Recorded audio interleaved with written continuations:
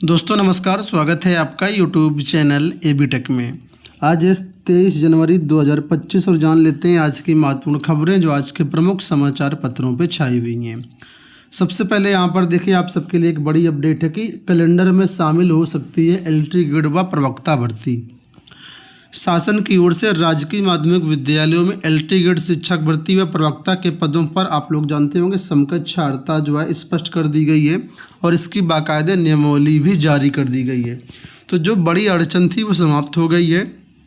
दूसरी तरफ जो इन भर्तियों के लिए पदों का अधियाचन है वो भी लिखा हुआ है कि यहाँ पर मिल चुका है। हालांकि कई समाचार पत्रों में आया था कि अभी भेजा नहीं गया है, लेकिन यहाँ पर देखिए अपडेट्स हैं।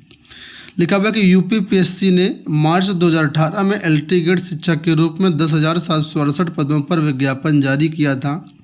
एलटी ग्रेड शिक्षक के लिए बीएड या समकक्ष अर्हता निर्धारित होने के कारण हिंदी, कला, संगीत, अंग्रेजी विषय के अभ्यर्थियों के चयन को लेकर के विवाद हो गया और अभ्यर्थी न्यायालय चले गए। बहुत से अभ्यर्थी अर्हता धारित न करने के बावजूद चयनित हो गए थे। ऐसे में अर्हता धारित करने वाले योग्य भर्ती चयन से वंचित हो गए थे। भर्ती भी काफ़ी दिनों तक मुकदमे में उलझी रही, लेकिन नई भर्ती में ऐसा नहीं होगा। माध्यमिक शिक्षा विभाग की ओर से यूपीपीएससी को एलटी ग्रेड शिक्षक व प्रवक्ता के 8,905 पदों का अधियाचन भेजा जा चुका है। इसमें एलटी ग्रेड शिक्षक भर्ती के 7,258 व प्रवक्ता के 1,647 पद शामिल हैं। एलटी ग्रेड शिक्षक के कुल पदों में से 4,785 पुरुष व 2,473 पद महिला के हैं। प्रवक्ता में 817 पद पुरुष के हैं और 830 पद महिला के हैं। पिछली बार एलटी ग्रेड भर्ती में बीएड या समकक्ष अर्हता मांगी गई थी। ऐसे में बहुत से अभ्यर्थियों ने बीएड या दूसरी डिग्री लेकर के परीक्षा दी, उनका चयन भी हो गया। तो कुल मिलाकर के कहा गया है कि जो समकक्ष अर्हता को लेकर के विवाद हुए थे वो सब विवाद अब इस बार नई भर्ती में नहीं होंगे, क्योंकि समकक्ष शब्द ही हटा दिया गया है और कैलेंडर में, आपके परीक्षा कैलेंडर में ये दोनों भर्तियां शामिल होने की पूरी उम्मीद जताई जा रही है। प्रतियोगी छात्र संघर्ष मोर्चा के अध्यक्ष विकी खान ने आयोग से मांग की है कि एलटी ग्रेड व प्रवक्ता भर्ती को 2025 के कैलेंडर में शामिल किया जाए। तो आप सभी के लिए एक अपडेट्स है, खुशखबरी है कि इस साल एलटी ग्रेड शिक्षक भर्ती जीआईसी प्रवक्ता भर्ती आपको देखने को जरूर मिलेगी। यहाँ देखिए अपडेट है कि कनिष्ठ सहायक भर्ती में 118 पद और बढ़े। प्रदेश में विभिन्न विभागों के लिए चल रही कनिष्ठ सहायक भर्ती में 118 पद और शामिल हो गए हैं। इस तरह अब भर्ती प्रक्रिया 3,284 पदों के सापेक्ष होगी। हाल ही में अधीनस्थ सेवा चयन आयोग ने 464 पद बढ़ाए थे, ठीक है। और इसमें जो है आवेदन की डेट अभी चल रही है, बुधवार को कल यानी समाप्त हो गई है आवेदन की डेट, लेकिन संशोधन की डेट अभी चल रही है 29 जनवरी तक। तो कुल मिलाकर के 3,284 पदों पर जूनियर असिस्टेंट की ये भर्ती होगी। तो काफ़ी अच्छे पद हैं।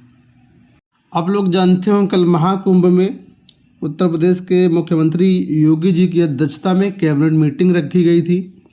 कैबिनेट मीटिंग में कल देखिए अपडेट है कि महाकुंभ से योगी ने दी महासौगात। उत्तर प्रदेश में 2 नए एक्सप्रेसवे बनाने को मंजूरी दे दी गई है। इसके साथ ही और बहुत सारी चीज़ों को मंजूरी मिली है।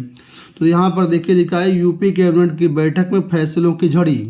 2 नए एक्सप्रेसवे बनेंगे, मेरठ से प्रयागराज और गंगा एक्सप्रेसवे का गाजीपुर तक विस्तार। तो 2 नए एक्सप्रेसवे की बात कही गई है। वाराणसी, विंध्य और प्रयागराज, चित्रकूट को मिलाकर के 2 नए विकास क्षेत्र बनेंगे। इसके साथ ही युवाओं को 25 लाख स्मार्टफोन और टैबलेट दिए जाएंगे। तो इसके बारे में भी यहाँ पर देखिए सूचनाएं हैं कि आपको जो है यहाँ पर छात्रों को टैबलेट, स्मार्टफोन बांटे जाएंगे। आप लोग जानते होंगे उत्तर प्रदेश में 1 वर्षीय बीएड शुरू होने जा रहा है। तो इस 1 वर्षीय बीएड के लिए वैसे नॉर्मल एलिजिबिलिटी तो यहाँ पर पोस्ट ग्रेजुएशन है कि अगर आपने पोस्ट ग्रेजुएशन किया हुआ तो 1 वर्षीय बीएड कर सकते हैं। लेकिन अगर आपने 4 वर्षीय ग्रेजुएट कोर्स किया है तब भी आप इस 1 वर्षीय बीएड के लिए पात्र होंगे। उसी के लिए देखिए यहाँ पर अलग अलग लोगों ने क्वेश्चन पूछा है। तो यहाँ पर देखिए जो एक्सपर्ट है उन्होंने एडवाइस करी है। तो 4 वर्षीय ग्रेजुएशन कोर्स अगर आपके पास है तो आप 1 ईयर बीएड में शामिल हो पाएंगे। और अगर नहीं है 4 वर्षीय ग्रेजुएशन कोर्स तो फिर आपको पीजी करना पड़ेगा। पीजी आपने किया हुआ है तो फिर आप 1 वर्षीय बीएड के लिए इसी साल से जो है आप मतलब एडमिशन ले पाएंगे। इसके लिए जल्द ही एंट्रेंस एग्ज़ाम होने जा रहा है, जैसे सूचनाएं मिल रही हैं। देखिए कल के समाचार पत्रों में अपडेट आया था, कल मैंने वीडियो नहीं बनाया था, तो जो हमारे चैनल के दर्शक हैं उनके लिए मैं जल्दी से अपडेट दे रहा हूं कि माध्यमिक विद्यालय में 10,000 शिक्षकों की भर्ती का रास्ता साफ है। यहां पर एलटी गेट भर्ती, जीआईसी प्रवक्ता भर्ती की बात हो रही है और जो नियमावली में संशोधन किया गया उसके बारे में बताया गया। देखिए कैबिनेट बाई सर्कुलेशन अधीनस्थ शिक्षा नियमावली में संशोधन की मंजूरी मिल गई है और यहाँ पर जो है समकक्ष आर्ता जो शब्द था वही ख़त्म कर दिया गया है। तो मतलब अब सीधे सीधे जो एलिजिबिलिटी है वही रहेगी, कोई भी अन्य समकक्ष आर्ता नहीं रहेगी। तो जो यहाँ पर विवाद था वो कुल मिलाकर के विवाद समाप्त हो गया समकक्ष आर्ता का, तो अब कोई दिक्कत वाली बात नहीं है। जो लोग रेलवे में टीचर बनना चाहते हैं उनके लिए रेलवे में टीजीटी पीजीटी प्राइमरी टीचर्स की भर्तियाँ आई हुई हैं। कुल पद यहाँ पर 1036 है, 100% गवर्नमेंट जॉब है। आवेदन आप लोग चाहें तो कर सकते हैं। तो भारतीय रेलवे में नौकरी करने के इच्छुक युवाओं के लिए सुनहरा मौका है। रेलवे भर्ती बोर्ड ने मिनिस्ट्रियल एवं आइसोलेटेड कैटेगरी में 1036 पदों पर भर्ती के लिए post graduate teacher, scientific supervisor, trained graduate teacher, chief law officer, public prosecutor और अन्य कई सारे पदों पर भर्तियाँ निकाली हुई हैं। ऑनलाइन आवेदन किया जा सकता है। लास्ट डेट आवेदन करने की 6 फरवरी 2025 है। एज की बात करें तो यहाँ पर अलग अलग पोस्ट के हिसाब से 18 से मिनिमम शुरू होकर के अधिकतम 48 साल तक जाएगी। आप जिस भी पद के लिए आप आवेदन कर रहे हैं उसके अनुसार एज कम ज़्यादा हो सकती है। तो आप भली भांति वेरीफाई करते हुए यहाँ पर फॉर्म भरिएगा। ठीक है, फीस भी बहुत ज़्यादा नहीं है। जनरल के लिए 500 रुपये और एससी के लिए आई थिंक 250 रुपये है क्या, आप लोग देख लीजिएगा। डीएलएड की द्वितीय चरण के लिए जो कार्यक्रम है वो जारी किया गया है। डीएलएड सत्र 2024 में प्रवेश के लिए दूसरे चरण का सीट आवंटन 27 जनवरी से शुरू होगा। रैंक 1 से लेकर के 3,25,769 तक। ठीक है, इसमें जो प्रथम चरण में प्रवेश नहीं पाए हैं और रैंक 2,40,000 से लेकर के जो बाद के अभ्यर्थी हैं वो 27 से लेकर के 30 जनवरी तक संस्था का विकल्प भरेंगे, जिनका सीट आवंटन 31 जनवरी को किया जाएगा। तो जिनकी रैंक 2,40,000 के बाद थी पहले चरण में वो लोग शामिल नहीं हो पाए हैं, तो वो यहाँ पर 27 से 30 जनवरी तक फॉर्म भर सकते हैं, यानी कि संस्थान का कॉलेज चॉइस कर सकते हैं। और जिनके पहले काउंसलिंग कराई थी लेकिन कॉलेज उनको मतलब प्रवेश नहीं मिल पाया था, वो लोग भी यहाँ पर दोबारा से करवा सकते हैं।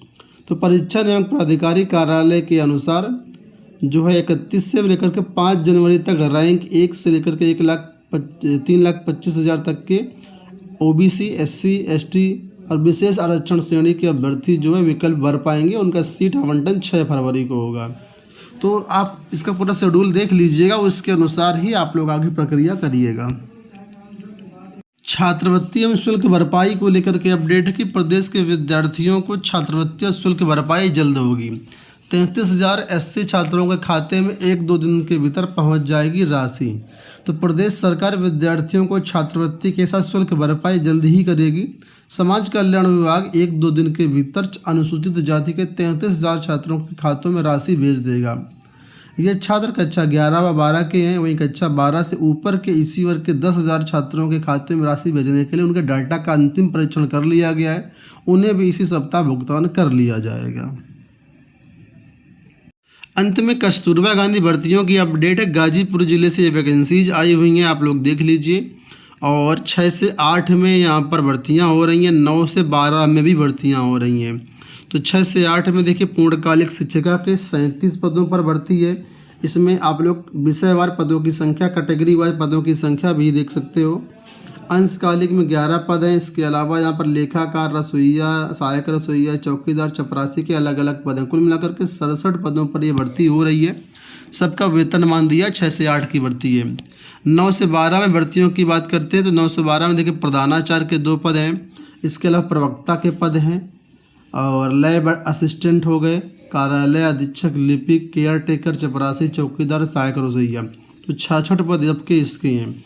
वेतनमान अच्छा है। अगर आप चाहें तो इसमें फॉर्म भर सकते हैं।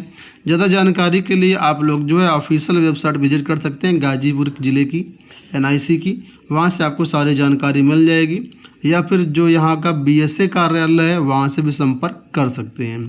दोस्तों ये हो गई आज की सारी सूचनाएं। इस वीडियो में इतना ही। धन्यवाद।